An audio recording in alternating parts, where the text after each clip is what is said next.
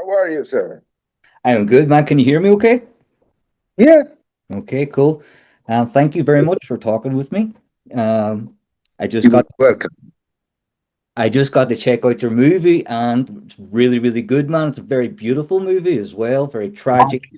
Um, it's very different from The Well. So I think in a really good way, so like you've stayed within the horror genre, but you've tackled like a completely different subgenre. Yeah, So how did you come to that? because I think the Nameless Ballad it's a very deeply personal and a bit autobiographical film. I mean, The Well was more like a very crazy and fantastic, movie with monsters, gore, and so it was just for a fun movie. But I mean, the Nameless Ballad, it's more like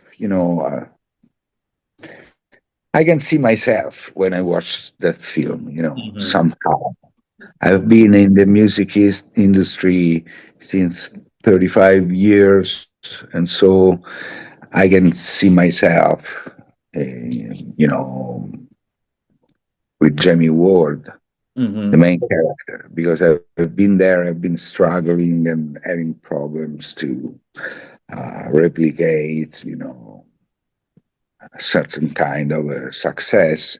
Hmm. And that is a very dangerous position where you can find yourself. First of all, it's real. It's something that can Hmm. happen and it happens every day, Hmm. especially for unexperienced and maybe young guys. It's very easy today to become successful Hmm. because it's just, it takes just maybe one song or maybe a TikToker that Of course, yeah. your song on a reel, whatever it is, and you get viral, with millions and millions of views. And so all of Hmm. a sudden you're famous Hmm. worldwide, but you don't have the experience. You really don't have a clue on that word works, Hmm. and which kind of people is there, and how bad can be for you, all that pressure, all those expectations, they will end up burning you from the inside Hmm. Hmm. because you start thinking about what if everything disappears Hmm. tomorrow, you Hmm. know, Yes. as quickly as it came. Yeah, yeah. Mm-mm. Sounds like it's a deeply personal film for you to do. Did you always have this idea in your mind that you wanted to make this before The Well, or was this that something that came after The Well? Now, after a while, I was, just I didn't chase a specific movie. I just, was waiting to see if some ideas eventually come to me. Mhm. And so I was thinking about this weird scenario that we have in the music business right now. Even talking to young guys every day, there's young colleagues, but Mhm. it happens to meet them everywhere and talk and change, and share Mhm. thoughts. And you can understand that the biggest fear is to lose, that status, to lose that kind of a lifestyle. And so they really don't know how to keep it. And at one point, you can see they start having serious mental Mhm. health problems. And yeah, and so I was reflecting and thinking about this, and I say, oh, this is very horror. This Mhm. is very dangerous. This is Mhm. not a joke. So I know very well, that word. Why don't I can do that? I can tell Mhm. that story. I can, just to. And then you have the supernatural side of the movie that comes from another real condition. Women in the past, Mhm. they were not allowed to have passions. Mhm. needed to stay focused on family and husband and keep the house clean. And so that was another trauma. And, the obsession of the guy and the obsession of this ghost just collide and connect. Uh-oh. Hello? Hello, yeah, you dropped your back. Yeah, Yeah, yeah. you're back. I'm Woo. back, I'm back. So I think yeah, you're right. It's a completely different film from the well, but I also like to change. Hmm. I never wanted to replicate something just because it went well, and Hmm. so let me do the same song. Hmm. Let me do the same because it worked. Hmm. I just want to be free in this sense and express myself in a very pure and honest Hmm. way. Hmm. Yeah, And what about the name, the ballad itself that is very beautiful and very darkly haunting. It's really, really nice. Did you write that? no, No. it was a very close friend of mine. He's a very great pianist. We have been working together for like 15 years. Hmm. And then I asked him, okay, I gave him the screenplay and I told him, please don't do the usual horror theme.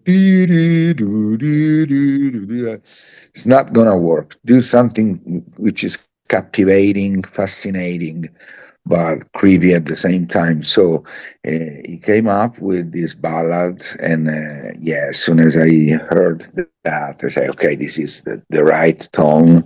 And on set, very often we were shooting with that ballad. Oh, brilliant. And being a musician yourself, uh, how did you, like, obviously you would have to hire a real musician for the lead Yeah. role in this. How did you find, what was the auditioning process for that? How many musician stroke actors did you see? I had a conversation with cast director, and I asked specifically her to find people who was able to both act and play, because the music part is big. I mean, in this movie, he plays, he sings, and no, hey Google, ferma. Technology is Yeah. killing us all over the place. You're okay with that? Oh, no, hey Google, togli la musica. Oh, Jesus Christ.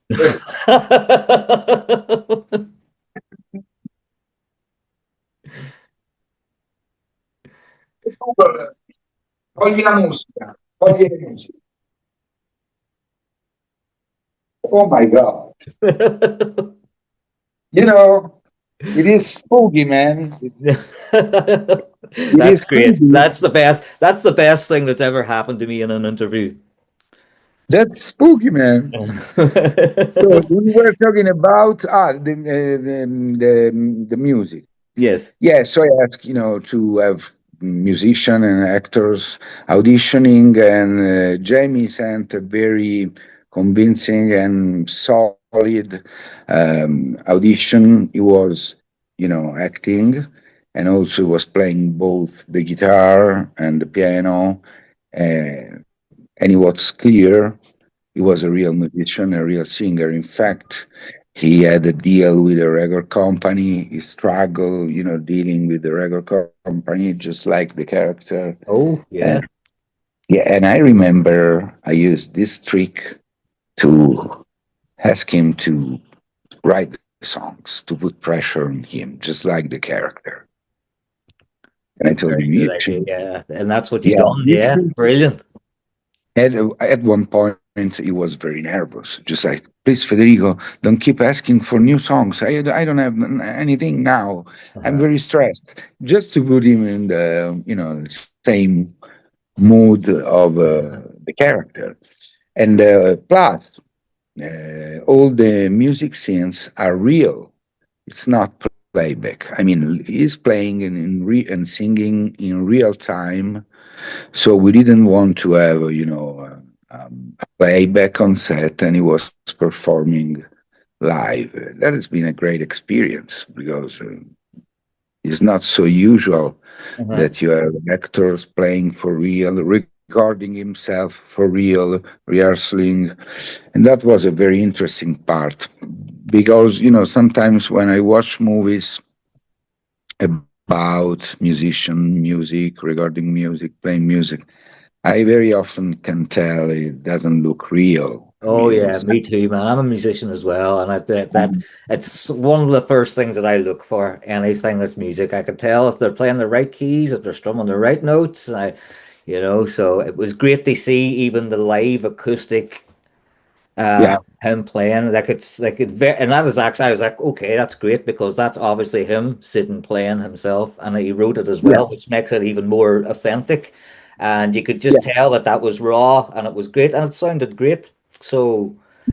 Yeah, I noticed that stuff a lot. Okay, So, great. That's great. I'm happy because we worked a lot on these aspects. We have been, rehearsing and studying even the right songs, the right tones, and Jamie has been incredibly committed.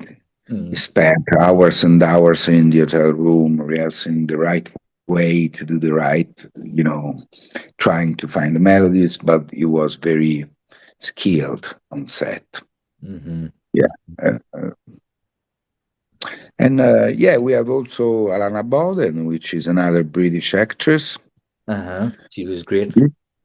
This time is more like, a cooperation between UK and Italy instead Hmm. of American people. Hmm. Hmm. Mm.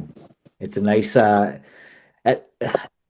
was there what way did I say this? Like being Italian, obviously, I am one for that someone who just eats subtitles. I do not, I love subtitle stuff. Would you make something in it in your language, in your native language, or are you making like English language stuff just to be more they hit a wider audience? I mean, in general, I love, with the horror movies, I like to be something which is more international. Hmm. And so from the very beginning, I generally work with, international actors, American, and I always have made, movies in English. Hmm. So, but I still like to keep a little bit, Hmm. of Italian language, even Of in this course. case, and bring actors to Italy. What I like is bringing actors in Italy and put them in danger, in Italian dangers, in Yes. Italian, Uh, because yeah, in the Italian creepiness, you uh-huh. know. And even this time, we were like 1 hour and a half from Rome in Sabina, the place, and it was a very isolated place.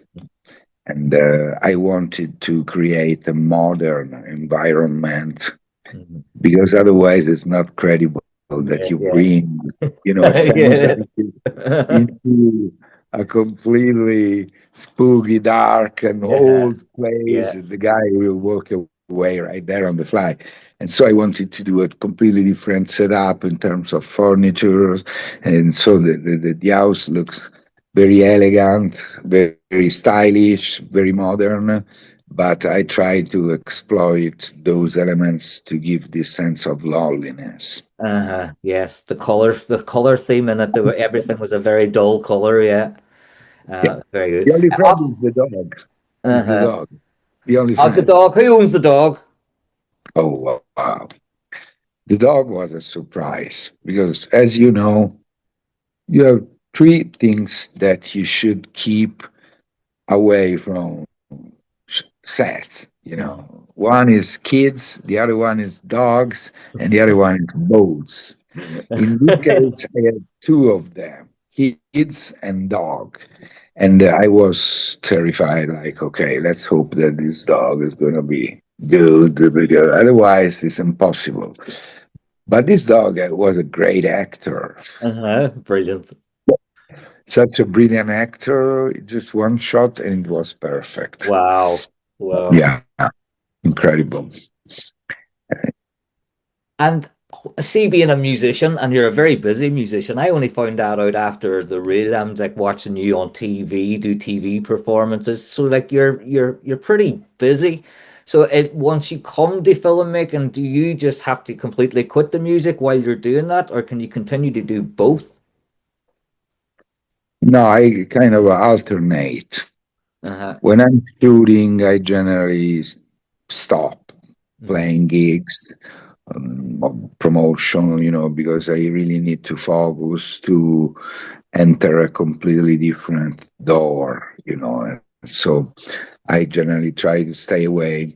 Um, so maybe I keep, music active, because I talk to the musician who maybe do the score, and just suggesting atmospheres. Okay, I maybe need this, I need that. So I keep touch. I'm in touch with music, but I generally don't work as a singer and tiro mancino. I Yeah, I alternate. That's why I'm going crazy, man. Lately, lately my life is very difficult because as soon as I finish one thing, another one starting over. So I never rest. Uh-huh. I guess that's a good complaint as well, because you're like, you're creating, so it's a good complaint. And are you going to Fright Fest? Yeah, Yeah. absolutely, 100%. I can't wait because I mean, Fright Fest. It is where everything started in 2009 with Shadow. Hmm. I met Alan in Cannes, Hmm. Alan and the other Fright Festers, and then I showed them Shadow, which was my first horror feature. They liked it, and then they invited me at the Fright Fest, but I didn't know. I didn't know what Fright Fest really was. Hmm. And I was thinking about like a average festival, with some people in there. And then when I arrived, I saw, Leicester Square packed, Hmm. big, big screen, and it was unforgettable. So going back to Fright Fest is always something that affect me because, there are a lot of passionate people, horror fans, press, Hmm. all the horror community Hmm. is there. Yeah. And I'm start feeling, a little nervous and just like Sam Yeah. waking up Yeah. at Yeah. night. Oh my God, let's cross fingers. Oh, it is like I went in 2004, or not 2004, 2024, sorry, 2004, fuck. To Fright Fest as press, and it like just exactly what you said. I was extremely nervous as well. I had no idea what I was doing. I was Yeah, just going in. I was interviewing filmmakers, and you know interviewing people that you just got the press release from the PR company and you've yeah, watched it, you love the movie, and then you come in, you're like, holy shit, there's the actual filmmaker, and then meeting the directors of it, and also it like the whole thing becomes a big family, and it's like yeah, being in the pub with everybody, that the whole bar is just packed with people that love horror movies. It's yeah. insane. It is so good. Yeah, but are you going there? No, I can't, man. Not at the minute. I've got a my baby is turning 1 in Ah, the 24th of August. So okay.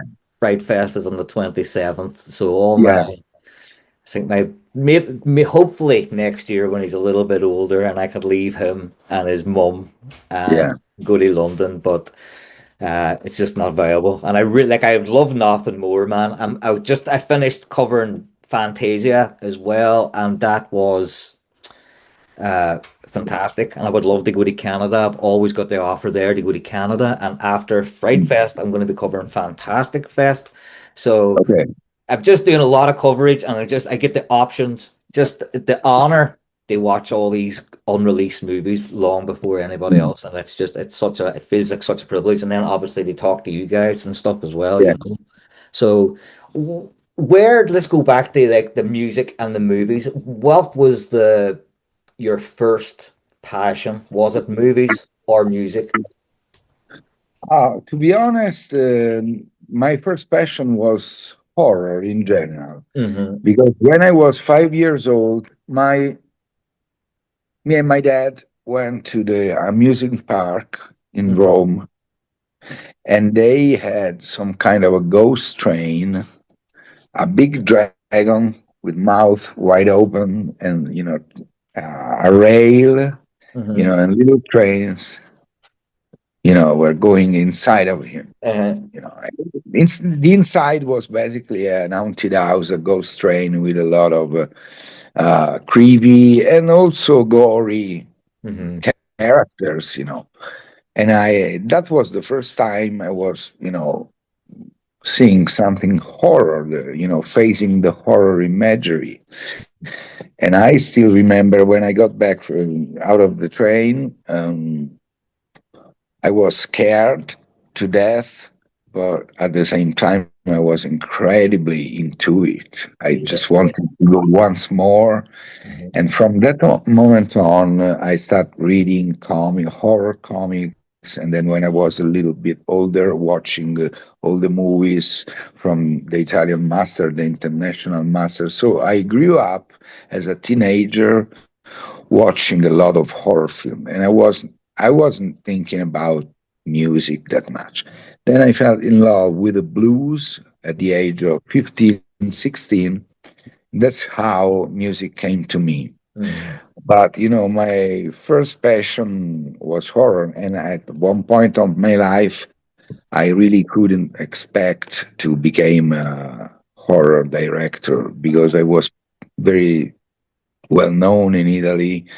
And so, as a musician, some kind of a romantic, intimate musician. So, the last thing my fans were Yeah. waiting for, it was, Yeah. it was me being the director of the well. Yeah, Just yeah, yeah, yeah. But you like anyway, you have fan accounts and stuff as well, you know, and they're very nice people. Like, you know, they would always retweet or whatever it is, you know, repost all the stuff. the Um, well people, huh? the people from the well. No, the people you one of your fan accounts. Oh yeah, yeah, yeah, yeah, yeah, yeah, yeah. Yeah. They're very passionate. Some of those are a little bit so when the movie is too gory. They Uh-huh. just don't want too much gore. But Yeah. I think in this case, in this particular case, with the Nameless Ballad, which is more like a spooky, scary, but at the same time atmospheric film. I mean, it's Mhm. something that you can watch even if you're not a gore, Mhm. obsessed. You know, Yes. I think that maybe will connect a little bit more with my you know, with this movie for sure. Mhm. Yeah. Yeah. That's the I can understand that the gore can be a bit much for some people as well, you know. But did you think that was going to happen when you were well, I suppose you were just thinking that you, if they like it at all because it was so random that you would come out with a horror movie. Uh, but was the well always going to be like nasty? That nasty. I mean, when we were on set, I thought at one point that we were doing very nasty stuff, and the practical effect master, the creator, was a very skilled one, and he really wanted to do things properly.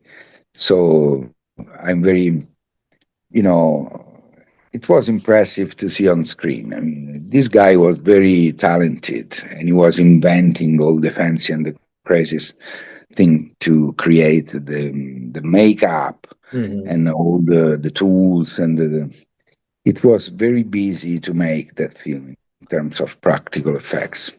Hmm. Uh, yeah, maybe one day I will get back to I'd like to see that. something similar. Never say never at all.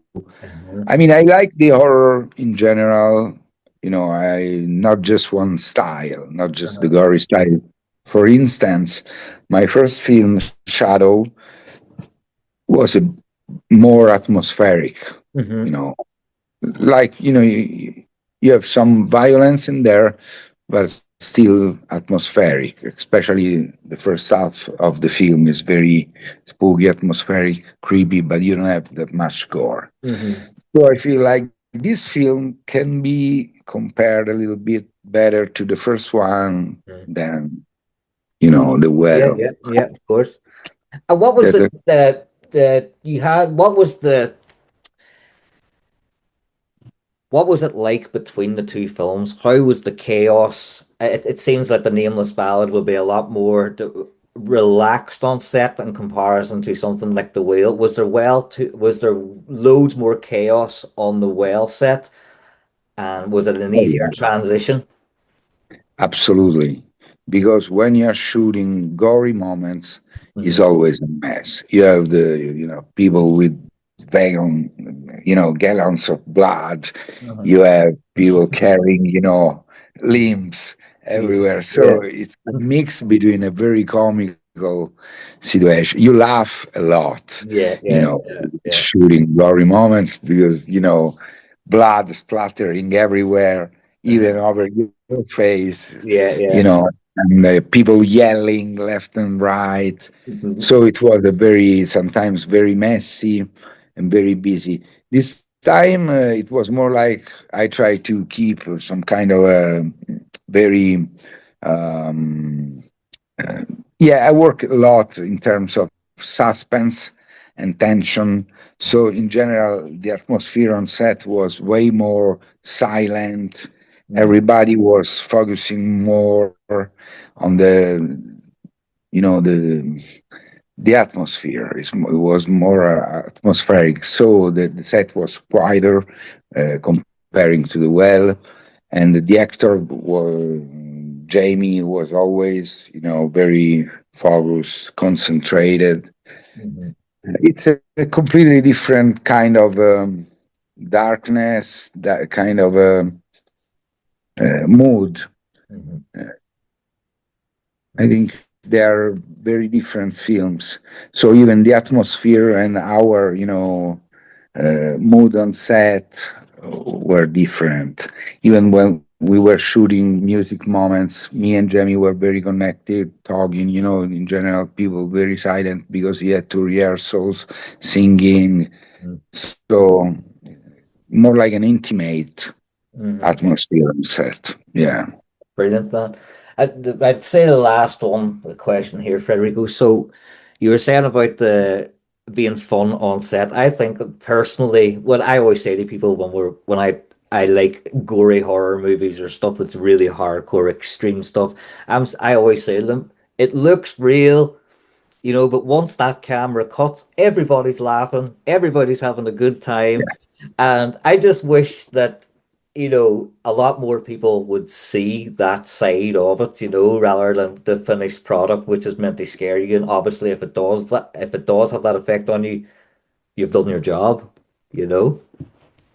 I'm sorry, you're saying that generally when you do a gory film, people in the room is laughing, is having a lot of fun, and you Yes. wish this time they're gonna be more silent and more, into the story and the. I didn't get the very last part of the Oh, okay. question. Sorry. I was just saying that not enough people really see that side of filmmaking. All they see is the finished product. Ah, And yeah, of and course. it scares them. But I just wish that a lot more people would see the laughing and the joking around. Ah, okay, especially when they get very critical and they think that horror directors are killers for Mhm. real, Yes, and yes, you just yes. want to this is something, this is fun. Yeah, This yeah, is yeah. something that you don't have to take it too seriously. And also, I think now, recently, the horror has changed a little bit because, a lot of new horrors, they try to let you know a little bit better the characters psychologically, and so you feel for the characters, and when you put the characters in danger, you are more affected. Uh-huh. Otherwise, if you don't know anything, if you don't know who the character is, why is there, and all the backstory, maybe you don't care, even if they kill the main character. As Yeah. long as the killing is fun, it's okay. Yeah, yeah, yeah. Okay. Oh, that's yeah. And so you have no plans. You have no plans for another movie. No, nothing in the pipeline that you can. Any ideas that you have that you can spill the beans? Oh yeah, various ideas floating, Mhm. already floating, but I just want to stay away from a Yeah, while yeah, from ideas, because once you get a new idea and the idea sticks in your mind, you're done. yeah, You yeah, yeah. think all day long about it. What if, and Mhm. you start writing the film in your head. So now I just want to enjoy the release, and I am playing my gigs with my band. I have enough stuff in my brain. Yes, yes, of course, man, of course. Well, Yeah. so man, thank you so much for talking to me. This was a great conversation. I really enjoyed it. I know that this is a deeply personal movie to you, and I just hope everything goes well, man. Wish you all the success with this movie, also with your band and your music, which you've already got Thank you very success. much. But may you keep creating, and I really look forward, man, to seeing what you create next. Thanks a I million, wish you the Federico. best. Cheers, bro. Ciao.